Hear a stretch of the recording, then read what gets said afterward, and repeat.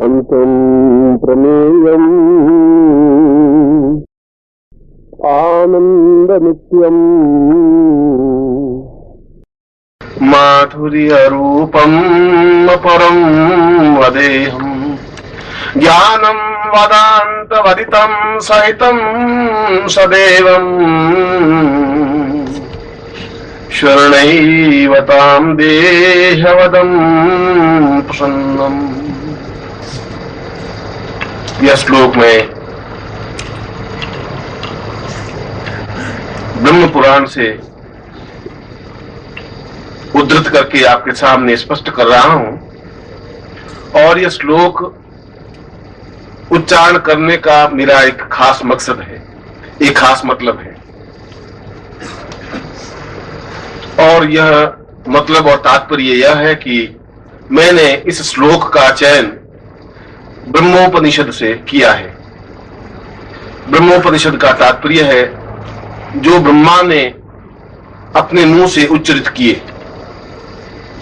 और हमारे तीन प्रधान देवताओं में सबसे पहले ब्रह्मा का नाम उच्चरित होता है, जिनके चार मुंह हैं और चारों मुंह से चारों वेदों की रचना हुई है।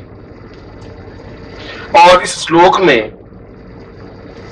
ब्रह्मा ने स्वर्ण देहा अप्सरा का आह्वान करते हुए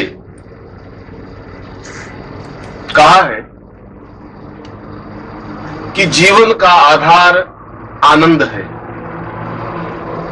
जीवन का आनंद सौभाग्य है, जीवन का सौभाग्य पूर्णता प्राप्त करना है और जीवन की पूर्णता प्रत्येक व्यक्ति की आकांक्षा है। और यह पूर्णता, यह सौभाग्य, यह जीवन का चिंतन और यह जीवन का आनंद केवल अप्सरा साधना के माध्यम से ही संभव है। और इसीलिए ब्रह्मा इस उपनिषद के श्लोक के माध्यम से कह रहे हैं कि मैं जीवन की पूर्णता और जीवन के आनंद प्राप्ति के लिए स्वर्ण देह अप्सरा को सिद्ध कर रहा हूं, उसका आह्वान कर रहा हूं, जिससे कि मेरे जीवन में पूर्णता प्राप्त हो। और मकसद मेरा यह था इस श्लोक को उद्धृत करने का कि अप्सरा शब्द से जो आपके मन में भ्रांत धारणाएं हैं, यदि हैं, तो वे धारणाएं मिट जानी चाहिए। अपनी बात प्रारंभ करने से पूर्व मैं आपके दिमाग को व्यवस्थित कर देना चाहता हूं कि यदि ब्रह्मा जैसा देवता भी अप्सरा का प्रयोग करता है, अप्सरा का उच्चारण करता है, अप्सरा को संबोधित करता है, अप्सरा का आह्वान करता है, तो निश्चय ही किसी प्रकार का उसके आह्वान में, उसकी पूजा में, उसकी साधना में, उसके निमंत्रण में कोई दोष नहीं है, कोई भोग की बात नहीं है, किसी प्रकार की आकांक्षा की बात नहीं है। जीवन में पूर्णता, क्योंकि व्यक्ति स्वयं अर्ध नारीश्वर है और नारीश्वर का मतलब है आधा शरीर। वो जो शरीर है उसके पास वह केवल आधा भाग है और आधा भाग अपने आप में पूर्ण नहीं हो सकता। इसलिए ब्रह्मा भी पूर्ण नहीं है, इसलिए विष्णु भी पूर्ण नहीं है, क्योंकि उन्होंने अपने आधे भाग को लेकर के ही जीवन को संचालित किया है। भगवान शिव एकमात्र ऐसे देवता रहे जिन्होंने आधे भाग, यदि उसके पास पुरुषत्व का था, तो उन्होंने आधे भाग में नारी रूप की कल्पना भी की और फिर अर्धनारीश्वर शब्द से संबोधित हुए। अप्सरा की साधना करना, अप्सरा को आह्वान करना किसी प्रकार की व्यभिचार या किसी प्रकार का दोष या किसी प्रकार की न्यूनता नहीं है। मैं एक देवता नहीं और 20 उपनिषदों के उद्धरण आपके सामने व्यक्त कर सकता हूं और वशिष्ठ से लगा करके अत्रि तक और पुरुष से लगा करके कणाद तक सभी ऋषियों ने और सभी महर्षियों ने यदि अप्सरा साधना को प्राधान्यता दी है, तो उनके देने के पीछे अभिष्ट लक्ष्य यह था कि जीवन में एक आनंद की अनुभूति हो सके। देह सुख की अनुभूति के लिए साधना नहीं की, क्योंकि अप्सरा साधना करने से गृहस्थ में कोई न्यूनता नहीं आ सकती। अप्सरा कोई पत्नी का स्थान ग्रहण नहीं कर सकती, अप्सरा कोई बहन का स्थान ग्रहण नहीं कर सकती, अप्सरा कोई पुत्री का स्थान ग्रहण नहीं कर सकती। अप्सरा तो केवल एक मार्गदर्शिका के रूप का स्थान ग्रहण कर सकती है, आपको बराबर गतिशील दे सके, आपके जीवन में एक हलचल मचा सके, आपके इस मुर्दा शरीर में प्राण फूंक सके, तुम्हें मार्गदर्शन दे सके। जहां तुम उलझ जाओ, जहां तुम्हारी परेशानी आ जाए, जहां तुम्हारी बाधाएं आ जाए, जहां तुम्हें कोई रास्ता नहीं सूझ रहा हो, वहां तुम्हें रास्ता बता सके। इसीलिए अप्सरा को 4 रूपों में स्पष्ट कहा है कि अप्सरा साधना से, अप्सरा जब भोजन कराती है तो बिल्कुल मां की तरह बन करके भोजन कराती है। मात्रवत भोजनई वही च अप्सराम वाम प्रदायते। जैसे मां अपने पुत्र को अत्यंत प्यार के साथ भोजन कराती है, ठीक उसी रूप में वह साधक को भोजन कराती है और प्रेमिका के रूप में उसको आनंद प्रदान करती है। और यहां मैं शब्द, जहां प्रेम और प्रेमिका शब्द का या प्रेमी शब्द का उद्धरण कर रहा हूं, वो आज के इस घिसे पिटे शब्द का मैं उच्चारण नहीं कर रहा हूं। यदि मेरे पुरुष मित्र हो सकते हैं और उसमें कोई दोष नहीं है, तो स्त्री भी मेरी मित्र हो सकती है। ये तो तुम्हारी आंखों में वासना है कि तुम उसको किस रूप में देखते हो, ये तुम्हारे आंख की न्यूनता है, उसके शरीर की कोई न्यूनता नहीं है। यदि मेरे 10 मित्र हैं और पुरुष मित्र हैं और उसमें अगर किसी प्रकार की अड़चन नहीं है, कोई बाधा नहीं है, अगर मैं उससे बात करता हूं तो मैं किसी प्रकार से शरीर मेरा न्यून नहीं बन जाता या कमजोर नहीं बन जाता या कोई गड़बड़ी पैदा नहीं होती, तो अगर 10 स्त्री मित्र हैं तब भी कोई न्यूनता नहीं बन सकती। जिस प्रकार से पुरुषों के साथ व्यवहार करता हूं उसी प्रकार से स्त्रियों के साथ भी व्यवहार कर सकता हूं। इसलिए जीवन में आनंद भौतिक सुखों से प्राप्त नहीं हो सकता। पंखा लगने से आनंद नहीं मिल सकता, सुख मिल सकता है। सुख एक अलग चीज है। सुख तो मैं एयर कंडीशन लगा दूंगा तो सुख मिल जाएगा, सुख तो मैं अच्छे वस्त्र पहनूंगा रेशमी तो सुख मिल सकता है, अच्छा मिठाई खा लूं तो सुख मिल सकता है, आनंद नहीं मिल सकता है। आनंद और सुख में डिफरेंस है। सुख हम खरीद सकते हैं, आनंद को खरीद नहीं सकते।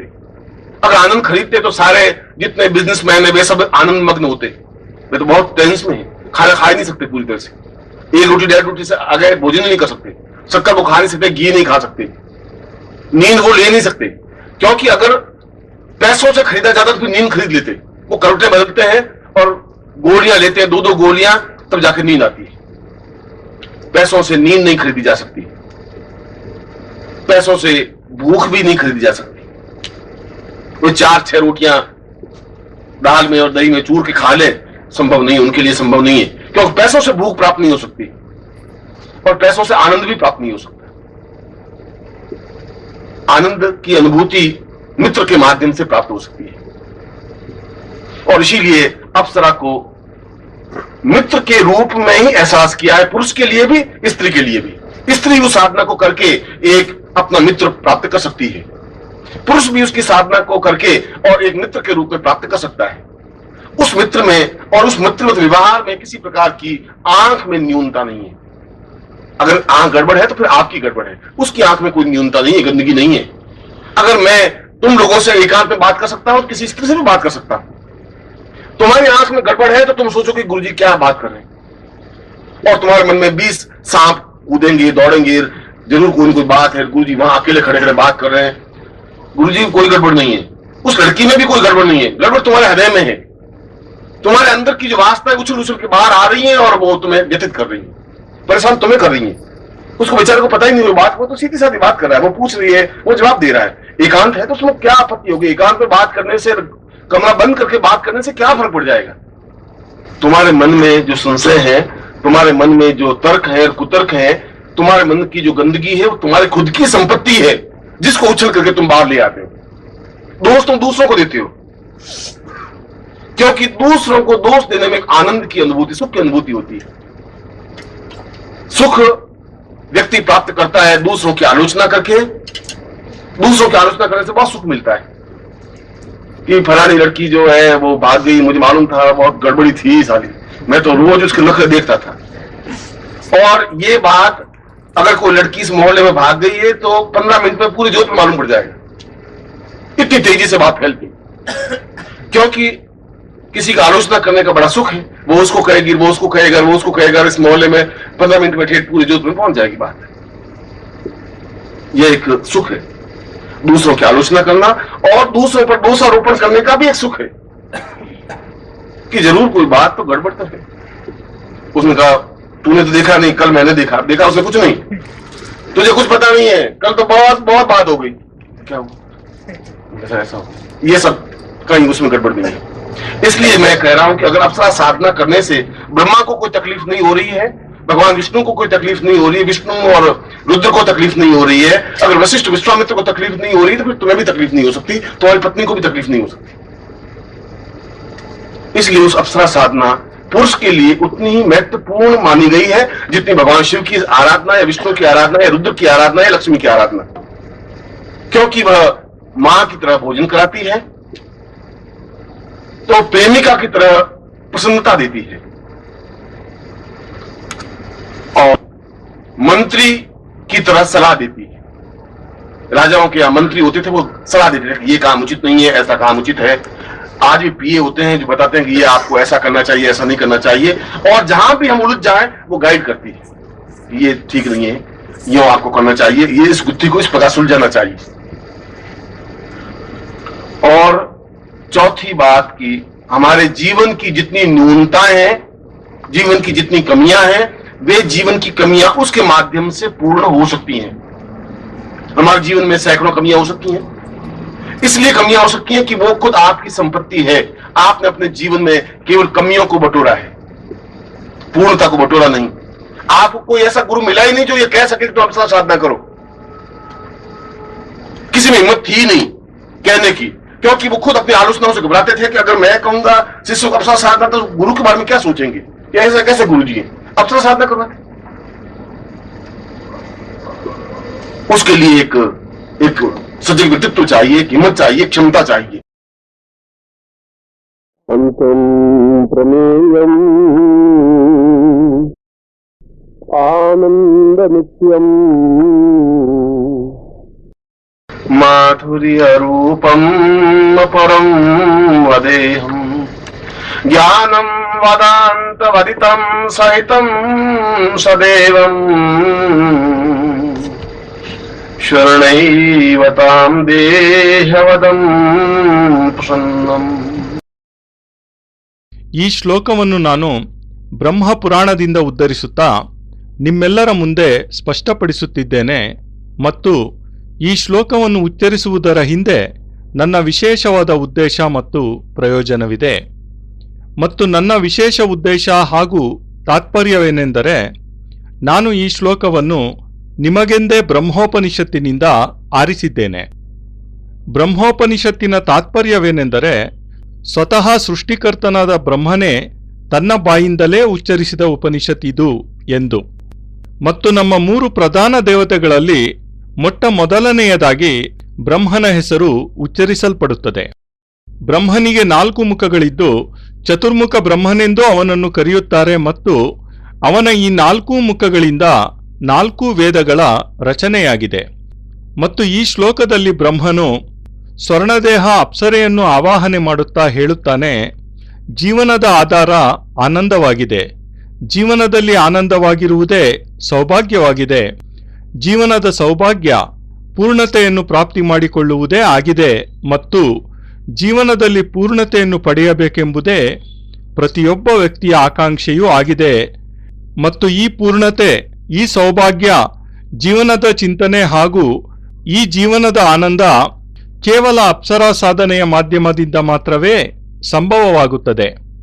ಮತ್ತು ಇದಕ್ಕಾಗಿಯೇ ಬ್ರಹ್ಮ ತನ್ನ ಈ ಉಪನಿಷತ್ತಿನ ಶ್ಲೋಕದ ಮಾಧ್ಯಮದಿಂದ ಹೇಳುತ್ತಿದ್ದಾನೆ, ನಾನು ಜೀವನದಲ್ಲಿ ಪೂರ್ಣತೆ ಹಾಗೂ ಜೀವನದ ಆನಂದ ಪ್ರಾಪ್ತಿಗಾಗಿಯೇ ಸ್ವರ್ಣದೇಹ ಅಪ್ಸರೆಯನ್ನು ಒಲಿಸಿಕೊಳ್ಳುತ್ತಿದ್ದೇನೆ, ಸಿದ್ಧಿ ಮಾಡಿಕೊಳ್ಳುತ್ತಿದ್ದೇನೆ, ಅಪ್ಸರೆಯ ಆವಾಹನೆಯನ್ನು ಮಾಡುತ್ತಿದ್ದೇನೆ, ನನ್ನ ಜೀವನದಲ್ಲಿ ಪೂರ್ಣತೆಯನ್ನು ಪ್ರಾಪ್ತಿ ಮಾಡಿಕೊಳ್ಳುವ ಸಲುವಾಗಿ. ಮತ್ತು ಈ ಶ್ಲೋಕವನ್ನು ಉಚ್ಚರಿಸುವ ಹಿಂದೆ ನನ್ನ ಮೂಲ ವಿಶೇಷ ಉದ್ದೇಶವೇನಿತ್ತೆಂದರೆ, ಅಪ್ಸರಾ ಶಬ್ದ ಕೇಳಿದೊಡನೆ ನಿಮ್ಮೆಲ್ಲರ ಮನಸ್ಸಿನಲ್ಲಿ ಭ್ರಾಂತ ಧಾರಣೆಗಳು, ಅಂದರೆ ವಿಪರೀತ ತಪ್ಪು ಕಲ್ಪನೆಗಳೇನಿವೆಯೋ ಮತ್ತು ಈಗಲೂ ಅಂತಹ ವಿಚಾರಗಳಿದ್ದರೆ ಅವೆಲ್ಲ ಸಮಾಪ್ತಿಯಾಗಬೇಕಾಗಿದೆ. ನನ್ನ ಈ ಪ್ರವಚನವನ್ನು ಪ್ರಾರಂಭ ಮಾಡುವ ಮೊದಲೇ ನಿಮ್ಮೆಲ್ಲರ ಮನಸ್ಸನ್ನು ಬುದ್ಧಿಯನ್ನು ನಾನು ವ್ಯವಸ್ಥಿತಗೊಳಿಸಲು ಪವಿತ್ರಗೊಳಿಸಲು ಇಚ್ಛಿಸುತ್ತೇನೆ. ಬ್ರಹ್ಮನಂತಹ ಪ್ರಮುಖ ದೇವತೆಯೇ ಅಪ್ಸರೆಯ ಪ್ರಯೋಗ ಮಾಡಿದ್ದಾನೆ, ಅಪ್ಸರೆಯೆಂದು ಉಚ್ಚರಿಸಿದ್ದಾನೆ, ಅಪ್ಸರೆಯನ್ನು ಸಂಬೋಧಿಸಿದ್ದಾನೆ, ಅಪ್ಸರೆಯನ್ನು ಆವಾಹನೆ ಮಾಡಿದ್ದಾನೆಂದರೆ ಯಾವುದೇ ಪ್ರಕಾರದ ದೋಷ ನ್ಯೂನತೆ ಅಪ್ಸರೆಯ ಆವಾಹನೆಯಲ್ಲಾಗಲಿ, ಪೂಜೆಯಲ್ಲಾಗಲಿ, ಅವಳ ಸಾಧನೆಯಲ್ಲಾಗಲಿ, ನಿಮಂತ್ರಣದಲ್ಲಾಗಲಿ ನಿಶ್ಚಯವಾಗಿಯೂ ಇರಲು ಸಾಧ್ಯವೇ ಇಲ್ಲ. ಯಾವುದೇ ಭೋಗದ ವಿಷಯವಾಗಲಿ, ಯಾವುದೇ ಪ್ರಕಾರದ ಆಕಾಂಕ್ಷೆಯ ಮಾತಾಗಲಿ ಇಲ್ಲಿ ಇಲ್ಲವೇ ಇಲ್ಲ. ಜೀವನದ ಪೂರ್ಣತೆ ಏನೆಂದರೆ ಪ್ರತಿಯೊಬ್ಬ ವ್ಯಕ್ತಿಯು ಸ್ವಯಂ ಅರ್ಧನಾರೀಶ್ವರನೇ. ಮತ್ತು ನಾರೀಶ್ವರನ ಅರ್ಥವೇನೆಂದರೆ ಪ್ರತಿಯೊಬ್ಬ ವ್ಯಕ್ತಿಯ ಅರ್ಧ ಶರೀರ, ಅಂದರೆ ಅವನ ಶರೀರವೇನಿದೆಯೋ ಅದು ಕೇವಲ ಅರ್ಧ ಭಾಗ ಮಾತ್ರವೇ ಆಗಿದೆ ಮತ್ತು ಅರ್ಧ ಭಾಗ ಎಂದಿಗೂ ತನ್ನಲ್ಲಿಯೇ ತಾನು ಪೂರ್ಣವಾಗುವುದು ಸಾಧ್ಯವಿಲ್ಲ. ಆದ್ದರಿಂದ ಸೃಷ್ಟಿಕರ್ತ ಬ್ರಹ್ಮನೂ ಸಹ ಪೂರ್ಣನೆನಿಸುವುದಿಲ್ಲ, ಪಾಲನಕರ್ತನಾದ ವಿಷ್ಣುವನ್ನೂ ಸಹ ಪೂರ್ಣನೆಂದು ಕರೆಯಲಾಗುವುದಿಲ್ಲ. ಏಕೆಂದರೆ ಈ ಇಬ್ಬರೂ ದೇವರುಗಳು ತಮ್ಮ ಅರ್ಧ ಶರೀರವನ್ನು ಮಾತ್ರವೇ ಬಳಸಿಕೊಂಡು ಜೀವನವನ್ನು ಸಂಚಾಲನೆ ಮಾಡಿದ್ದಾರೆ, ಜೀವಿಸಿದ್ದಾರೆ. ಸಮಸ್ತ ದೇವತೆಗಳಲ್ಲೆಲ್ಲ ಭಗವಾನ್ ಶಿವನೊಬ್ಬನೇ ಅಂತಹ ಏಕಮಾತ್ರ ದೇವರಾಗಿದ್ದಾನೆ. ಯಾರು ತನ್ನ ಶರೀರದ ಅರ್ಧ ಭಾಗ ಪುರುಷತ್ವದ್ದಾಗಿದ್ದರೂ ಉಳಿದ ಅರ್ಧ ಭಾಗದಲ್ಲಿ ನಾರಿ ರೂಪದ ಕಲ್ಪನೆಯನ್ನು ಸಹ ಮಾಡಿ ಮತ್ತು ನಂತರ ಅರ್ಧನಾರೀಶ್ವರ ಶಬ್ದದಿಂದ ಸಂಬೋಧಿತನಾಗಿದ್ದಾನೆ. ಆದ್ದರಿಂದಲೇ ಅಪ್ಸರೆಯ ಸಾಧನೆ ಮಾಡುವುದು, ಅಪ್ಸರೆಯನ್ನು ಆವಾಹನೆ ಮಾಡುವುದು ಯಾವುದೇ ಪ್ರಕಾರದ ವ್ಯಭಿಚಾರವಾಗಲಿ, ಯಾವುದೇ ಪ್ರಕಾರದ ದೋಷವಾಗಲಿ, ಯಾವುದೇ ಪ್ರಕಾರದ ನ್ಯೂನತೆಯಾಗಲಿ ಅಲ್ಲವೇ ಅಲ್ಲ. ನಾನು ಕೇವಲ ಒಂದು ದೇವತೆಯಲ್ಲ ಮತ್ತು 20 ಉಪನಿಷತ್ತುಗಳಿಂದ ಶ್ಲೋಕಗಳನ್ನು ಉದ್ಧರಿಸುತ್ತಾ ನಿಮ್ಮ ಮುಂದೆ ಸ್ಪಷ್ಟಪಡಿಸಬಲ್ಲೆ. ಏನೆಂದರೆ ಮಹರ್ಷಿ ವಸಿಷ್ಠರಿಂದ ಮೊದಲುಗೊಂಡು ಅತ್ರಿ ಋಷಿಯವರೆಗೂ ಮತ್ತು ಪುಲಸ್ತ್ಯರಿಂದ ಹಿಡಿದು ಕಣಾದ ಋಷಿಯವರೆಗೂ ಎಲ್ಲ ಋಷಿಗಳು ಮತ್ತು ಎಲ್ಲ ಮಹರ್ಷಿಗಳೂ ಅಪ್ಸರಾ ಸಾಧನೆಗೆ ಪ್ರಾಧಾನ್ಯತೆ ಕೊಟ್ಟಿದ್ದಾರೆಂದರೆ ಅವರೆಲ್ಲ ಪ್ರಾಧಾನ್ಯತೆ ಕೊಟ್ಟಿರುವ ಹಿಂದೆ ಅವರ ಅಭೀಷ್ಟ ಲಕ್ಷ್ಯವೇನಿದೆ ಎಂದರೆ ಜೀವನದಲ್ಲಿ ಒಂದು ಆನಂದದ ಅನುಭೂತಿ ಆಗಬೇಕಾಗಿದೆ. ದೇಹ ಸುಖದ ಅನುಭೂತಿಗಾಗಿ ಅವರ್ಯಾರೂ ಅಪ್ಸರಾ ಸಾಧನೆಯನ್ನು ಮಾಡಲೇ ಇಲ್ಲ. ಏಕೆಂದರೆ ಅಪ್ಸರಾ ಸಾಧನೆ ಮಾಡುವುದರಿಂದ ಯಾವುದೇ ಗೃಹಸ್ಥನ ಜೀವನದಲ್ಲಿ ನ್ಯೂನತೆ ಉಂಟಾಗುವುದಿಲ್ಲ. ಅಪ್ಸರೆ ಎಂದಿಗೂ ಸಹ ನಿಮ್ಮ ಪತ್ನಿಯ ಸ್ಥಾನವನ್ನು ಗ್ರಹಣ ಮಾಡುವುದಿಲ್ಲ. ನಿಮ್ಮ ಪತ್ನಿಯ ಸ್ಥಾನವನ್ನು ಅವಳಿಂದ ತುಂಬಲಾಗುವುದಿಲ್ಲ. ಅಪ್ಸರೆ ನಿಮ್ಮ ಅಕ್ಕ ಅಥವಾ ತಂಗಿಯ ಸ್ಥಾನಗ್ರಹಣ ಮಾಡುವುದಿಲ್ಲ. ನಿಮ್ಮ ಪುತ್ರಿಯ ಸ್ಥಾನಗ್ರಹಣವನ್ನು ಅವಳಿಂದ ಮಾಡಲಾಗುವುದಿಲ್ಲ. ಅಪ್ಸರೆ ಕೇವಲ ಒಬ್ಬ ಮಾರ್ಗದರ್ಶಿಕೆಯ ರೂಪದ ಸ್ಥಾನಗ್ರಹಣವನ್ನು ಮಾತ್ರವೇ ಮಾಡಬಲ್ಲಳು. ನಿಮ್ಮನ್ನು ಸತತವಾಗಿ ಯಶಸ್ಸಿನೆಡೆಗೆ, ಅಭ್ಯುದಯದೆಡೆಗೆ ಮುನ್ನಡೆಸಬಲ್ಲಳು. ನಿಮ್ಮ ಜೀವನದಲ್ಲಿ ನವಚೈತನ್ಯವನ್ನು ತುಂಬಬಲ್ಲಳು. ಬದುಕಿಯೂ ಸತ್ತಂತಿರುವ ನಿಮ್ಮ ಶರೀರದಲ್ಲಿ ಅವಳು ಪ್ರಾಣ ಸಂಚಾರ ಮಾಡಬಲ್ಲಳು. ನಿಮಗೆ ಸರಿಯಾದ ಮಾರ್ಗದರ್ಶನ ಮಾಡಬಲ್ಲಳು. ನೀವೆಲ್ಲಾದರೂ ದಾರಿ ತಪ್ಪಿದರೆ, ನಿಮಗೇನಾದರೂ ವಿಪತ್ತಾಗಲಿ ತೊಂದರೆಯಾಗಲಿ ಎದುರಾದರೆ, ನಿಮಗೆ ಮುಂದೇನು ಮಾಡಬೇಕೆಂದು ತಿಳಿಯದಾದಾಗ, ಮುಂದಿನ ಮಾರ್ಗವೇ ಕಾಣದಾದಾಗ ನಿಮಗೆ ಸರಿಯಾದ ದಾರಿಯನ್ನು ತೋರುತ್ತಾ ಮುನ್ನಡೆಸುತ್ತಾಳೆ ಅಪ್ಸರೆ. ಆದ್ದರಿಂದಲೇ ಅಪ್ಸರೆಯನ್ನು 4 ರೂಪಗಳಲ್ಲಿ ಸ್ಪಷ್ಟವಾಗಿ ತಿಳಿಸಿದ್ದಾರೆ. ಏನೆಂದರೆ ಅಪ್ಸರಾ ಸಾಧನೆ ಸಿದ್ಧಿಯಾದ ನಂತರ ಅಪ್ಸರೆಯು ಭೋಜನ ಮಾಡಿಸುತ್ತಾಳೆ. ಪೂರ್ಣ ಮಾತೃಸ್ವರೂಪದಲ್ಲಿಯೇ ಸಾಕ್ಷಾತ್ ತಾಯಿಯಂತೆಯೇ ಭೋಜನ ಮಾಡಿಸುತ್ತಾಳೆ. ಮಾತ್ರವತ್ ಭೋಜನೈವೈತ ಅಪ್ಸರಾಂ ವಾಂ ಪ್ರಜಾಯತೆ. ಯಾವ ರೀತಿ ತಾಯಿಯೊಬ್ಬಳು ತನ್ನ ಮಗನಿಗೆ ಅತ್ಯಂತ ಪ್ರೀತಿಪೂರ್ವಕವಾಗಿ ಭೋಜನ ಮಾಡಿಸುತ್ತಾಳೆಯೋ ಅದೇ ರೀತಿಯಲ್ಲಿ ಅಪ್ಸರೆಯು ಸಾಧಕನಿಗೆ ಭೋಜನವನ್ನು ಮಾಡಿಸುತ್ತಾಳೆ ಮತ್ತು ಪ್ರೇಮಿಕೆಯ ರೂಪದಲ್ಲಿ ಸಾಧಕನಿಗೆ ಆನಂದ ಪ್ರದಾನ ಮಾಡುತ್ತಾಳೆ ಅಪ್ಸರೆ. ಮತ್ತು ಇಲ್ಲಿ ನಾನು ಶಬ್ದ ಪ್ರೇಮ ಅಥವಾ ಪ್ರೇಮಿಕೆ ಎನ್ನುವ ಶಬ್ದ ಪ್ರೇಮಿ ಎನ್ನುವ ಶಬ್ದದ ಉದ್ಧರಣೆ ಮಾಡುತ್ತಿರುವುದು ಇಂದಿನ ಜೀವನ ಮೌಲ್ಯಗಳೇ ಇಲ್ಲದ ರೂಢಿಗ್ರಸ್ತ ಜರ್ಜರ ಜೀರ್ಣವಾದ ಶಬ್ದಕಾಲದಲ್ಲಿ ಉಚ್ಚರಿಸುತ್ತಿಲ್ಲ. ನನಗೆ ಯಾರಾದರೂ ಪುರುಷ ಮಿತ್ರರಿದ್ದರೆ ಅದರಲ್ಲಿ ದೋಷವೇನೂ ಇಲ್ಲ. ಅಂತೆಯೇ ಸ್ತ್ರೀಯರೂ ಸಹ ನನಗೆ ಮಿತ್ರರಾಗಬಹುದು. ಇದರಲ್ಲೂ ಏನೂ ದೋಷವಿಲ್ಲ. ನಿನ್ನ ಕಣ್ಣಿನಲ್ಲಿ ವಾಸನೆ ಇದ್ದರೆ, ಕಾಮುಕತೆ ತುಂಬಿದ್ದರೆ, ಆಗ ನೀನು ನೋಡುವ ದೃಷ್ಟಿ ಮಲಿನವಾಗಿಯೇ ಇರುತ್ತದೆ. ಇದು ನಿನ್ನ ಕಣ್ಣಿನ ನ್ಯೂನತೆ, ನಿನ್ನೆದುರಿನಲ್ಲಿ ಕಾಣುತ್ತಿರುವ ಗಂಡು ಹೆಣ್ಣಿನದಲ್ಲ. ನನಗೆ 10 ಮಂದಿ ಪುರುಷ ಮಿತ್ರರಿದ್ದರೆ ಅವರೊಂದಿಗಿನ ನನ್ನ ಒಡನಾಟ ಸಂಭಾಷಣೆಯಿಂದ ಯಾರಿಗೂ ಯಾವುದೇ ರೀತಿಯ ದುಃಖವಾಗಲಿ ಅಡಚಣೆಯಾಗಲಿ ಉಂಟಾಗುವುದಿಲ್ಲವೋ, ಅದೇ ರೀತಿ ನನಗೆ 10 ಮಂದಿ ಸ್ತ್ರೀಯರೊಂದಿಗೆ ಪರಿಚಯವಿದ್ದು ಒಡನಾಟವಿದ್ದರೂ ಯಾರಿಗೂ ಯಾವುದೇ ರೀತಿಯ ತೊಂದರೆ ಉಂಟಾಗುವುದಿಲ್ಲ. ಯಾವ ರೀತಿ ಪುರುಷರೊಂದಿಗೆ ನಾನು ವ್ಯವಹರಿಸುತ್ತೇನೆಯೋ ಅದೇ ರೀತಿ ಸ್ತ್ರೀಯರೊಂದಿಗೂ ಸಹ ವ್ಯವಹರಿಸುತ್ತೇನೆ. ಆದ್ದರಿಂದಲೇ ಜೀವನದಲ್ಲಿ ಆನಂದವು ಭೌತಿಕ ಸುಖಗಳಿಂದ ಪ್ರಾಪ್ತಿಯಾಗುವುದಿಲ್ಲ. ಫ್ಯಾನ್ ತಿರುಗಿಸುವುದರಿಂದ ತಂಗಾಳಿಯ ಸುಖ ಸಿಗಬಲ್ಲದೇ ಹೊರತು ಆನಂದ ಸಿಗುವುದಿಲ್ಲ. ಸುಖ ಬೇರೆಯದೇ ಆದ ವಸ್ತು. ಸುಖವನ್ನು ನಾನು ಏರ್ ಕಂಡೀಷನರ್ ಆನ್ ಮಾಡುವುದರಿಂದ ಪಡೆಯಬಲ್ಲೆ. ಸುಖವನ್ನು ನಾನು ಒಳ್ಳೆಯ ವಸ್ತ್ರ, ರೇಷ್ಮೆಯ ವಸ್ತ್ರವನ್ನು ಧರಿಸುವುದರಿಂದ ಪಡೆಯಬಲ್ಲೆ. ಒಂದು ಒಳ್ಳೆಯ ಮಿಠಾಯಿ, ಸಿಹಿ ತಿಂಡಿಯನ್ನು ತಿನ್ನುವುದರಿಂದ ನನಗೆ ಸುಖ ಸಿಗಬಹುದು, ಆದರೆ ಆನಂದ ಮಾತ್ರ ಸಿಗಲಾರದು. ಸುಖ ಮತ್ತು ಆನಂದಗಳ ನಡುವೆ ಮೂಲಭೂತ ವ್ಯತ್ಯಾಸವಿದೆ. ಸುಖವನ್ನು ನಾವು ಖರೀದಿಸಬಹುದು, ಆನಂದವನ್ನು ನಾವು ಎಂದಿಗೂ ಖರೀದಿಸಲಾಗದು. ಆನಂದವನ್ನು ಖರೀದಿಸುವುದು ಸಾಧ್ಯವಾಗಿದ್ದರೆ ಎಷ್ಟು ಮಂದಿ ಬಿಸಿನೆಸ್ ಮೆನ್ಗಳಿದ್ದಾರೋ ಅವರೆಲ್ಲ ಆನಂದಮಗ್ನರಾಗಿಯೇ ಇರಬೇಕಿತ್ತಲ್ಲವೇ? ಅವರು ಯಾವಾಗಲೂ ತುಂಬಾ ಟೆನ್ಷನ್ನಲ್ಲೇ ಇರುತ್ತಾರೆ. ಹೊಟ್ಟೆ ತುಂಬಾ ಊಟ ಮಾಡಲು ಅವರಿಗೆ ಎಂದಿಗೂ ಸಾಧ್ಯವಾಗುವುದೇ ಇಲ್ಲ. 1-1.5 ರೊಟ್ಟಿಗಿಂತ ಹೆಚ್ಚು ತಿನ್ನಲು ಅವರಿಗೆ ಆಗುವುದೇ ಇಲ್ಲ. ಸಕ್ಕರೆ ಮತ್ತು ತುಪ್ಪ ಇವೆರಡನ್ನೂ ಅವರು ತಿನ್ನಲು ಆಗುವುದಿಲ್ಲ. ಗಾಢನಿದ್ರೆಯಂತೂ ಅವರಿಗೆ ಬರುವುದೇ ಇಲ್ಲ. ಏಕೆಂದರೆ ದುಡ್ಡಿನಿಂದ ಖರೀದಿಸಬಹುದಾಗಿದ್ದರೆ ಅವರು ನಿದ್ರೆಯನ್ನೂ ಕೊಂಡುಕೊಳ್ಳುವ ಸಾಮರ್ಥ್ಯವುಳ್ಳವರೇ. ಐಷಾರಾಮಿ ಮೆತ್ತನೆಯ ಹಾಸಿಗೆಗಳಲ್ಲಿ ಮಲಗಿ ನಿದ್ರೆ ಬಾರದೆ ಎಡ ಬಲ ಹೊರಲಾಡುತ್ತಿರುತ್ತಾರೆ ಮತ್ತು ಮಾತ್ರೆಗಳನ್ನು 2 ನಿದ್ರೆ ಮಾತ್ರೆಗಳನ್ನು ತೆಗೆದುಕೊಂಡ ನಂತರವಷ್ಟೇ ಅವರಿಗೆ ನಿದ್ರೆ ಬರುತ್ತದೆ. ಹಣದಿಂದ ನಿದ್ರೆಯನ್ನೆಂದೂ ಕೊಳ್ಳಲಾಗುವುದಿಲ್ಲ. ಹಣದಿಂದ ಹಸಿವನ್ನೂ ಸಹ ನಾವು ಕೊಂಡುಕೊಳ್ಳಲಾಗುವುದಿಲ್ಲ. ಒಂದು 4-6 ರೋಟಿಗಳನ್ನು ದಾಲ್ ಅಥವಾ ಮೊಸರಿನೊಂದಿಗೆ ನಂಚಿಕೊಂಡು ತೃಪ್ತಿಯಾಗಿ ಭೋಜನ ಮಾಡುವುದು ಇವರ್ಯಾರಿಗೂ ಸಂಭವವಾಗುವುದೇ ಇಲ್ಲ. ಏಕೆಂದರೆ ಹಣದಿಂದ ಹಸಿವು ಪ್ರಾಪ್ತಿಯಾಗುವುದಿಲ್ಲ ಮತ್ತು ಹಣದಿಂದ ಆನಂದವೂ ಪ್ರಾಪ್ತಿಯಾಗುವುದಿಲ್ಲ. ಆನಂದದ ಅನುಭೂತಿ ಮಿತ್ರನ ಮಾಧ್ಯಮದಿಂದ ಮಾತ್ರವೇ ಪ್ರಾಪ್ತಿಯಾಗುತ್ತದೆ. ಆದ್ದರಿಂದಲೇ ಅಪ್ಸರೆಯನ್ನು ಮಿತ್ರನ ರೂಪದಲ್ಲಿಯೇ ಸ್ವೀಕರಿಸಲಾಗುತ್ತದೆ, ಅನುಭವ ಮಾಡಲಾಗುತ್ತದೆ, ಪುರುಷರಿಗಾಗಿ ಮತ್ತು ಸ್ತ್ರೀಯರಿಗಾಗಿಯೂ ಸಹ. ಸ್ತ್ರೀಯರೂ ಸಹ ಅಪ್ಸರೆಯ ಸಾಧನೆ ಮಾಡಿ ಆಕೆಯನ್ನು ತನ್ನ ಆಪ್ತ ಗೆಳತಿಯಂತೆ ಪ್ರಾಪ್ತಿ ಮಾಡಿಕೊಳ್ಳಬಹುದಾಗಿದೆ. ಪುರುಷರೂ ಸಹ ಸಾಧನೆ ಮಾಡಿ ಅಪ್ಸರೆಯನ್ನು ಮಿತ್ರರೂಪದಲ್ಲಿ ಪಡೆಯಬಹುದಾಗಿದೆ. ಅಪ್ಸರೆಯ ಮಿತ್ರತ್ವದಲ್ಲಾಗಲಿ ಅವಳ ಮಿತ್ರತ್ವದ ವ್ಯವಹಾರದಲ್ಲಿ ಆಗಲಿ ಯಾವುದೇ ಪ್ರಕಾರ ನೋಡುವ ನೋಟದಲ್ಲಿ, ದೃಷ್ಟಿಯಲ್ಲಿ ನ್ಯೂನತೆ ಇರುವುದಿಲ್ಲ. ನಿಮ್ಮ ದೃಷ್ಟಿ, ನಿಮ್ಮ ಕಣ್ಣಿನಲ್ಲಿ ವಿಕಾರವಿರಬಹುದು, ನ್ಯೂನತೆ ಇರಬಹುದು, ಆದರೆ ಅಪ್ಸರೆಯ ಕಣ್ಣಿನಲ್ಲಿ ಯಾವುದೇ ವಿಕಾರ ಇರುವುದಿಲ್ಲ, ಮಲಿನತೆಯೂ ಇರುವುದಿಲ್ಲ.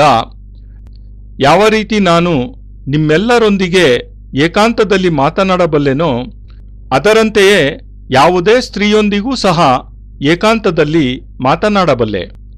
ನಿಮ್ಮ ದೃಷ್ಟಿಯಲ್ಲಿ ವಿಕಾರವಿದ್ದರೆ ಆಗ ನಿಮಗನಿಸುತ್ತದೆ, ಇದೇನು ಗುರೂಜಿ ಒಂದು ಹೆಣ್ಣಿನೊಂದಿಗೆ ಮಾತನಾಡುತ್ತಿದ್ದಾರಲ್ಲ, ಏನು ಮಾತನಾಡುತ್ತಿರಬಹುದು?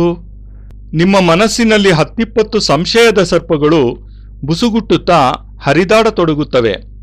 ಗುರೂಜಿ ಅದೂ ಒಂದು ಹೆಣ್ಣಿನೊಂದಿಗೆ ಏಕಾಂತದಲ್ಲಿ ಮಾತನಾಡುತ್ತಿದ್ದಾರೆ, ಖಂಡಿತ ಏನೋ ವಿಷಯವಿರಲೇಬೇಕು.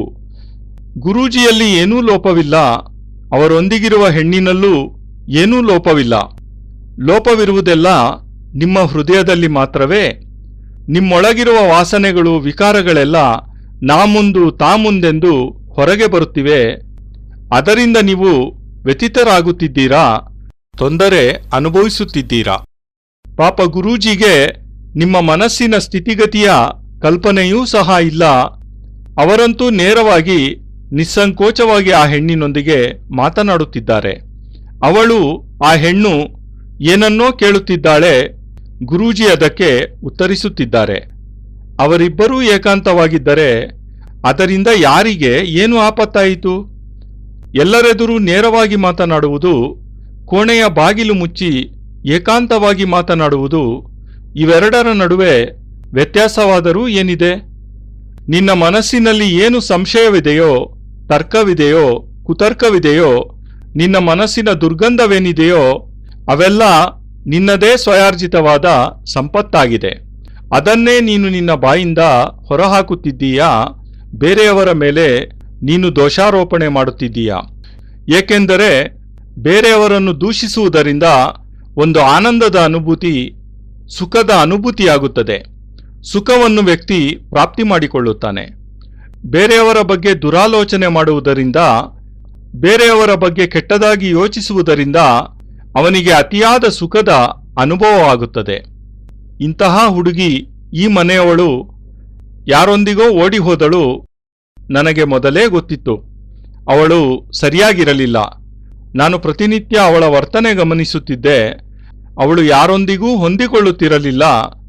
ಮತ್ತು ಈ ವಿಷಯ, ಯಾರಾದರೂ ಹುಡುಗಿ ಈ ಮೊಹಲ್ಲಾದಿಂದ ಯಾರೊಂದಿಗಾದರೂ ಓಡಿ ಹೋಗಿದ್ದರೆ ಕೇವಲ 15 ನಿಮಿಷದಲ್ಲಿ ಇಡೀ ಜೋಧ್ಪುರ್ಗೆ ತಿಳಿದುಬಿಡುತ್ತದೆ.